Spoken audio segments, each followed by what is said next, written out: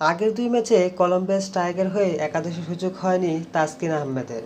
আর এবার যখন সুযোগ আসলো, সুযোগের সদ্ব্যবহার করলো তাসকিন। ক্যান্ডি ফ্যালকনসের বিপক্ষে বোলিং হাতে ডট বলে সেরা ইনিংস, সেই সাথে উইকেটের চমক।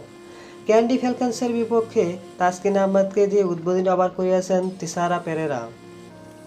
আর বল হাতে দুর্দান্ত বোলিং করেন তিনি। প্রথম ওভারে দ্বিতীয় বলে একটি উইকেট পেতে পারত তাসকিন। শ্রীলঙ্কার তরুণ প্লেয়ার সেই ক্যাচটি ধরতে পারেনি। সহজ একটি ক্যাচ হাত থেকে ফেলে দিয়ে ছক্কা বানিয়ে দেয়। প্রথম ওভারে হতাশ তাসকিন আহমেদ, শুরুতেই ক্যাচ মিস। তৃতীয়তম ওভারে আবারও বোলিংয়ে আসেন তাসকিন। ওভারে প্রথম বলে দেখান চমক, দীনেশ চান্দিমালকে বোল্ড আউট করেন। শুরু হয় অসাধারণ সেলিব্রেশন। তাসকিনের দ্বিতীয় ওভারে একটি উইকেট তুলে নিয়ে খরচ করেন একটি মাত্র রান। সেই সাথে নিজের তৃতীয় ওভারে কোনো উইকেট না পেলেও দিতে হয় ৬টি রান। পরের ওভারে আসেন মাহেশা পাতিরানা, তুলে নেয় ৩টি উইকেট, পাল্টে যায় ম্যাচের দৃশ্য। দর্শক, এলপিএলে তাসকিন আহমেদ ও পাতিরানার জুটি যেমনটা আমরা দেখেছিলাম আইপিএলে মুস্তাফিজ ও পাতিরানার জুটি।